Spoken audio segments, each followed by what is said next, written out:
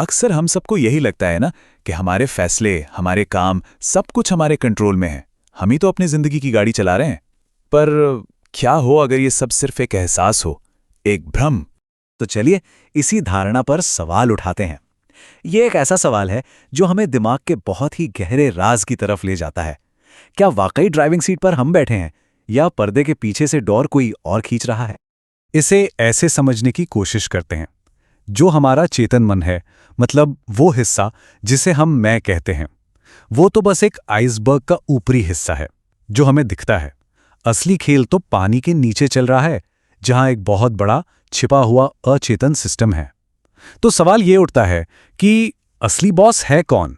इस कंट्रोल के भ्रम को और गहराई से समझने के लिए चलिए एक बहुत ही अजीब और हैरान कर देने वाले मामले पर नजर डालते हैं। स्लीप वॉकिंग, मतलब नींद में चलना।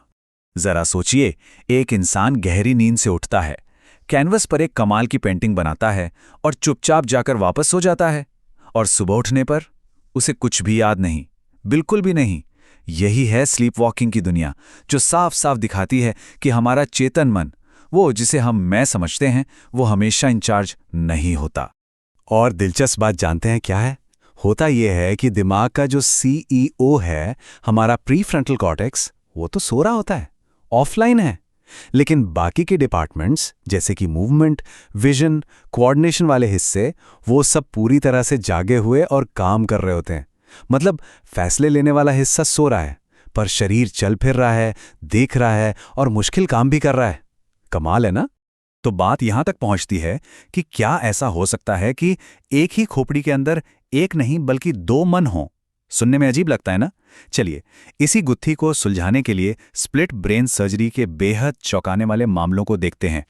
लेकिन आगे बढ़ने से पहले एक चीज समझनी जरूरी है। हमारे दिमाग के दो हिस्से होते हैं, लेफ्ट और राइट हेमिस्फीयर, और इन दोनों को जोड़ने वाला एक, कह सकते हैं, इंफॉर्मेशन सुपर हाईवे है जिसका नाम है कॉर्पस कैलोसम। यही वो पुल है जो दोनों हिस्सों के बीच बातचीत करवाता है। अब सोचिए, अगर किसी वजह से इस सुपर हाईवे को काट दिया जाए तो तब कुछ बहुत ही अजीब होता है। दिमाग के दोनों हिस्से एक तरह से अपनी अपनी अलग दुनिया में जीने लगते हैं। एक हाथ को सचमुच नहीं पता होता कि दूसरा हाथ क्या कर रहा है। ये बिल्कुल वैसा ही है जैसे एक शरीर में दो अलग अलग मन हो।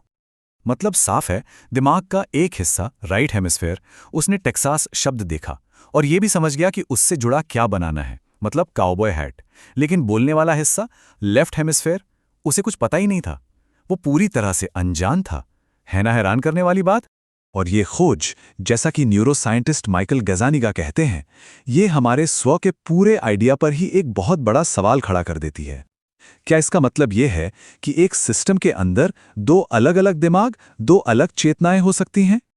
पर यह सब सिर्फ स्लीप वॉकिंग या सर्जरी जैसे एक्सट्रीम मामलों में ही नहीं होता। सोचिए, कभी ऐसा हुआ है कि गाड़ी चलाते चलाते मंजिल पर पहुंच गए और फिर एहसास हुआ कि रास्ते का तो कुछ खास याद ही नहीं, बस पहुंच गए? वो था दिमाग का ऑटो पायलट मोड। सच तो ये है कि हमारे दिमाग का ज्यादातर काम पर्दे के पीछे ही चलता है। हमारी सांसें, दिल की धड़कन, चलते वक्त बॉडी का बैलेंस बनाना, ये सब कुछ बिना हमारे सोचे समझे अपने आप होता रहता है। एक जबरदस्त ऑटोमेटिक सिस्टम। और कई बार तो चेतन कंट्रोल को छोड़ देना ही सबसे अच्छा होता है, खासकर क्रिएटिविटी में।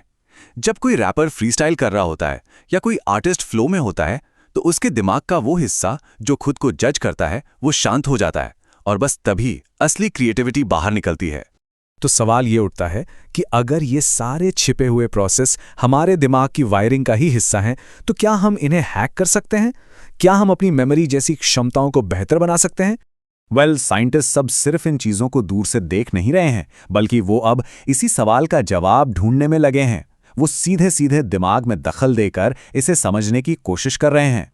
कल्पना कीजिए एक ऐसे डिवाइस की जो पहले से ही पता लगा ले कि कोई याददाश्त कमजोर पड़ने वाली है, और ठीक उसी पल दिमाग को एक हल्का सा इलेक्ट्रिकल सिग्नल देकर उस याद को मजबूत कर दे। सुनने में साइंस फिक्शन लगता है, पर वैज्ञानिक ठीक यही कर रहे हैं। और इसके जो नतीजे हैं वो वाकई कमाल के हैं। इस सिस्टम का इस्तेमाल करने वाले मरीजों की याददाश्त में औसतन 19.2% का सुधार देखा गया, लगभग 20%। ये कोई छोटा मोटा आंकड़ा नहीं है। अब ये 19.2% कितना होता है, इसका अंदाजा ऐसे लगाइए। ये उतना ही है जितना कि किसी गंभीर दिमागी चोट से खोई हुई आधी से ज्यादा याददाश्त को वापस पा लेना। मतलब ये किसी की जिंदगी बदल सकता है। तो इन सब बातों के बाद हम वापस उसी सवाल पर आते हैं, हमारे स्व का, हमारी पहचान का आखिर मतलब क्या है? अगर इतना कुछ ऑटोमेटिक हो रहा है तो असल में कंट्रोल में है कौन? जैसा कि न्यूरोसाइंटिस्ट बॉबी कस्तूरी कहते हैं, दिमाग लगभग 90 अरब न्यूरॉन से बना है, लेकिन फिर भी एक ऐसा भ्रम पैदा करता है कि हमारी खोपड़ी के अंदर बस एक ही इंसान है। लेकिन सारे सबूत इसी तरफ इशारा करते हैं कि कंट्रोल रूम में कोई एक अकेला कमांडर नहीं बैठा है। तो फिर ये स्व, ये मैं की भावना क्या है? शायद ये कोई एक चीज है ही नहीं, ये एक उभरती हुई खूबी है, एक कहानी है, एक बहुत ही सुंदर और उलझी हुई कहानी जो हमारा दिमाग इन सारे सिस्टम्स को मिलाकर खुद को सुनाता है। हमारी यादें, हमारे काम, हमारे अनुभव, इन सब से मिलकर ये कहानी हर पल बनती रहती है। और ये हमें एक आखिरी और शायद सबसे दिलचस्प सवाल के साथ छोड़ जाता है।